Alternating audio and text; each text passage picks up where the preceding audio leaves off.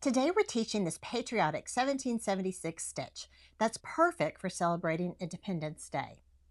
I'll show you exactly how I stitched it along with a few tips so that you can recreate it on your own patriotic canvas. Let's begin. All right, so to begin the 1776 stitch, we're going to start with the number 1. And as we stitch this, this is just a bunch of tent stitches that shape the correct number. So to begin with, this is the base of the number 1, and we're going to do 3 horizontal tent stitches. So we're going to come up here, go down there, come up here, go down there, come up here, go down there. There's our 3. Now, from the middle of the base, we're going to add 4 more tent stitches. So I'm going to add 1, 2, 3, 4. So there's 5 in a row right here. All right, now we have the base of our 1, we have the main part of it, and we're just going to add 1 more tent stitch to the left of the top stitch here. And there you have it. That's the number 1. Okay, our second number that we're going to repeat twice is the number 7. So we're going to start with a vertical row of 5 tent stitches. So 1, 2, 3, 4, 5. Okay, so we have our vertical row of 5 tent stitches. Then from the top tent stitch, we're going to come over to the left and we're going to put in 2 horizontal tent stitches. And then we're going to put 1 right below that final tent stitch. So it goes kind of up, over, and down. That's the number 7. All right, now let's see how this looks all combined. So first what you're going to do is stitch your number 1. And then what we're doing from the straight vertical columns that have 5 stitches in a row, we're always going to have 1 canvas thread between the next stitch. So right here, when we finish, start down here at the bottom, stitched up the number 1, come over, skip 1 canvas thread, and begin the number 7. Then we're going to skip 1 more canvas thread to repeat the second number 7. And then we'll do the same thing. We'll skip 1 more canvas thread before we stitch the 6. So let's learn the number 6. If you'd like the complete printable stitch map for this design, you'll find a link in the description below. Okay, so now we're going to learn the number 6, and we're going to start with doing 4 tent stitches in a horizontal row. So here we have stitch number 1, 2, 3, 4. Okay, then once we've stitched our 4 tent stitches, we're then going to add 2 more going up in a vertical row from the far right-hand side. And so we'll have 3 right here. And now what we're going to do is we're going to repeat this pattern because essentially we're going to make a box that's over 4 and up 3. Okay, now here's the third part of our stitch. We've gone over 3 horizontally. I'm sorry, over 4 horizontally, up 3, 1, 2, 3 tent stitches, and then over 4, 1, 2, 3, 4. You'll note these corner stitches are being like counted twice when I'm counting 4 and 3. And now here is our completed box. We've gone over 4 on the top and bottom, and we've gone over 3 on the left and right. Okay, so this is the bottom loop of our 6. So now we're going to start to go up and create the top portion of the 6. So from our box, we're going to go up 1 stitch and put in a stitch right above the far left-hand side on the vertical side. From this 1 tent stitch we did, we're going to go diagonally up 1 more row and put in 3 more tent stitch, and that completes our 6. Let's look at everything combined. You'll note that up here, we're skipping 1 canvas thread between each number. Remember, the only exception is between the 1 and the 7 here, because the furthest most thread out is right here, and it actually lines up. So we just have 1 space at this top part up here.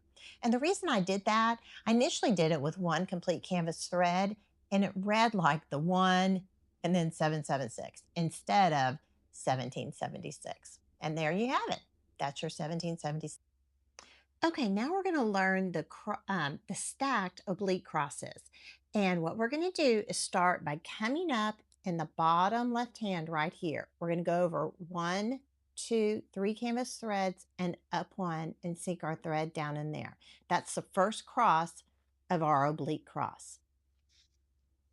Okay, so you'll see the first stitch. Then our second stitch, we're going to come down. We went down right there. We're going to come up right here and over 3, up 1.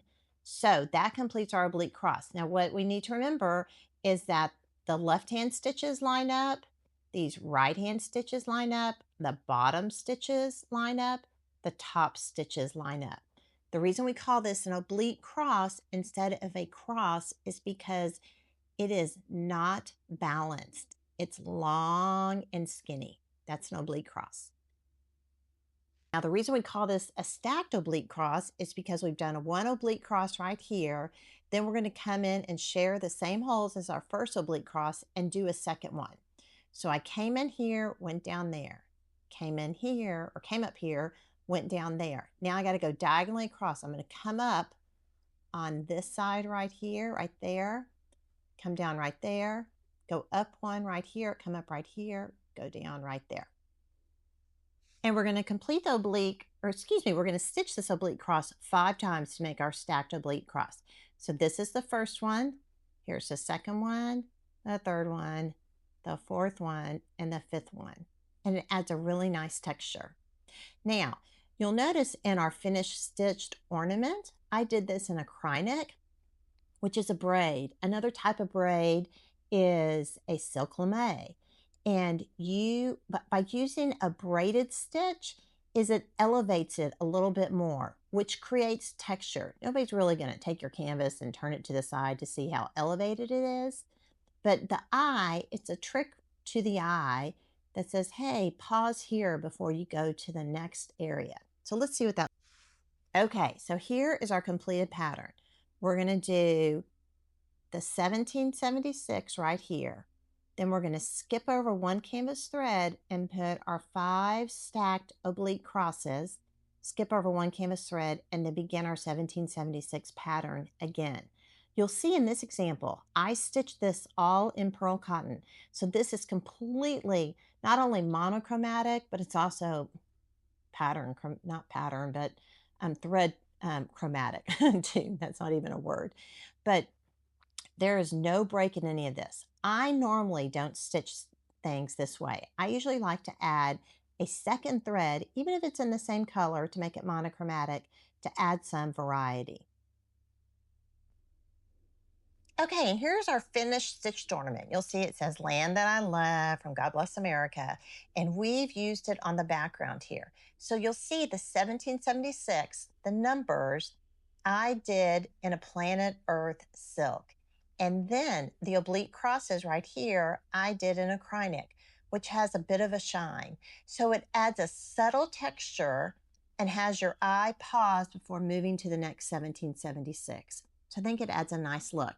Now, other options that you could do is you could, if you wanted to do this in a red, white, and blue, say you had a white background and you wanted to stitch this in red, white, and blue, you could do one whole row in red, another whole row in blue, and then do the stacked oblique crosses in white.